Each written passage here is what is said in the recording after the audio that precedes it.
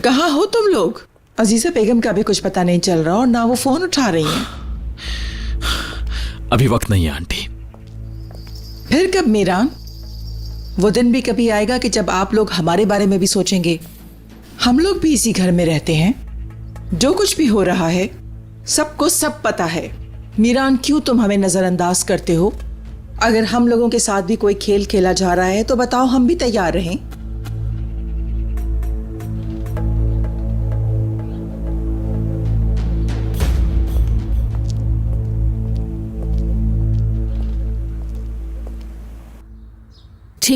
ठीक है, सब बताने के लिए शुक्रिया।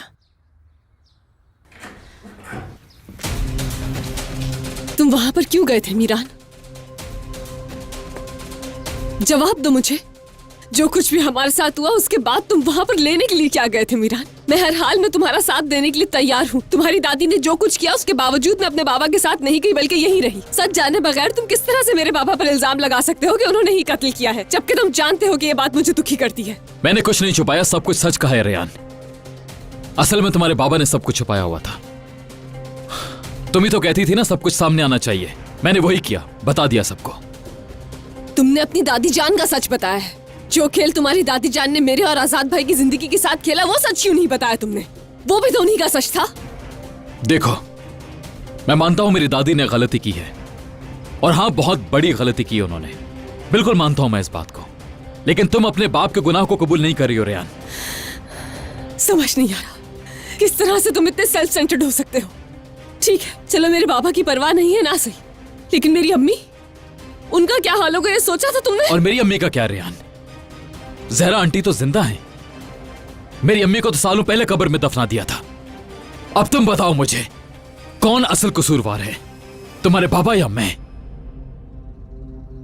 खत्म करो ये सब, खत्म करो ये इंतकाम, क्योंकि तुम्हें और मुझे तकलीफ दे रहा है।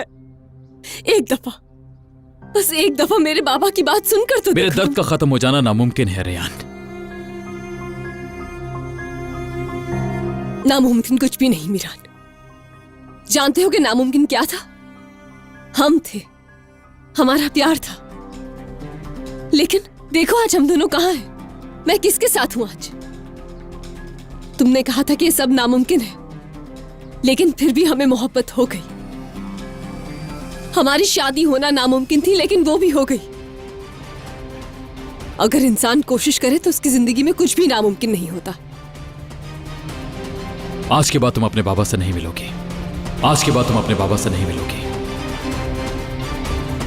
मेरा जब दिल चाहेगा मैं अपने बाबा से मिलने के लिए जाऊंगी। तुम नहीं रोक सकते हो मुझे उनसे मिलने से।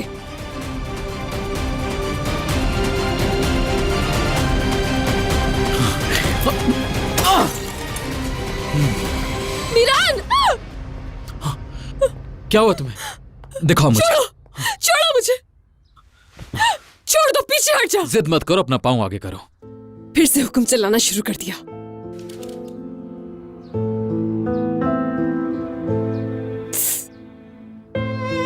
ज्यादा दर्द तो नहीं हो रहा तुम्हें? हाँ, जितना दर्द तुम देते हो उससे कम। ठीक है, ध्यान रखना। अभी बिल्कुल नीचे पांव मत रखना, दर्द होगा तुम्हें। माजी के गवाह सिर्फ तुम्हारी दादी या मेरे बाबा नहीं है, और भी बहुत से लोग हैं जो सच्चाई जानते हैं।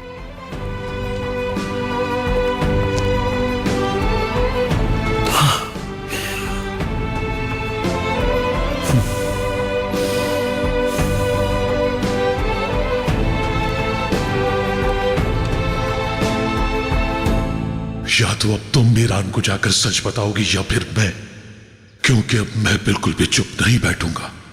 कल बरोज़े महशर तुम दिलशा को क्या मुंह दिखाओगी? बताओ मुझे, क्या जवाब दोगी तुम?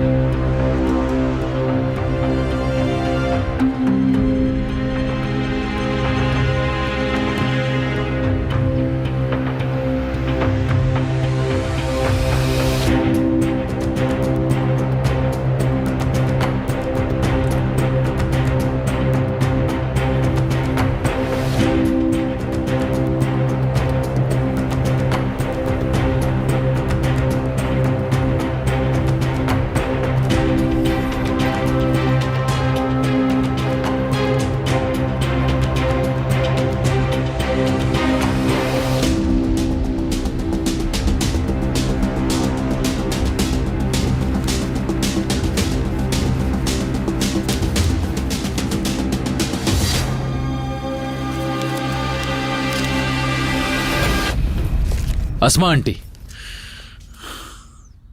क्या हुआ? सब ठीक है ना?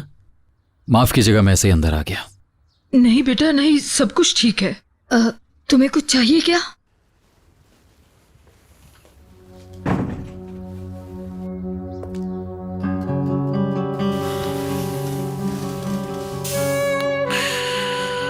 अस्मा आंटी,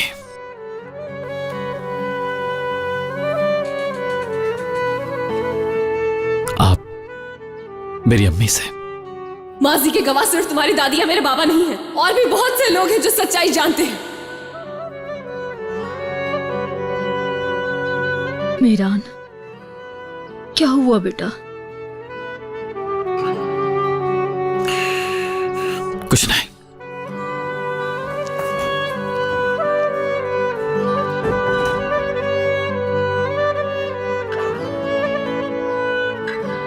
या अल्लाह हमारी मदद कर, कोई रास्ता दिखा मुझे। मुझसे अब बिल्कुल भी बर्दाश्त नहीं होता।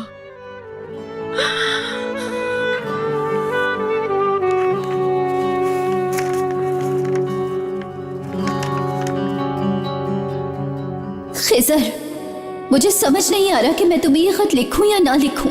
तुम नहीं जानते इस वक्त मैं बहुत बड़ी मुश्किल में हूँ, और ये भी हो सकता है कि मैं बहुत जल्द मर जाऊंगी। इसलिए तुम्हें बता रही हूँ कि मीरान तुम्हारा बेटा है, इसलिए पहले वो अल्लाह के हवाले और फिर तुम्हारे हवाले है।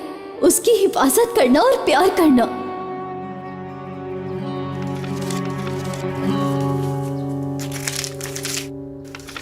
खिजर, तुमने जो खत मुझे भेजा था वो मैं बार बार पढ़ती हूँ, मुझे बहुत सुकून मिलता है। अगर मैं यहाँ से भागने में कामयाब हो गई तो मैं अपने बेटे के साथ नई जिंदगी का आगाज करूंगी। मुश्किल वक्त में हमेशा तुमने मेरा साथ दिया है, और जानती हूँ कि तुम आइंदा भी मेरा साथ कभी नहीं छोड़ोगे। सिर्फ तुम्हारी मोहब्बत दिलशाह।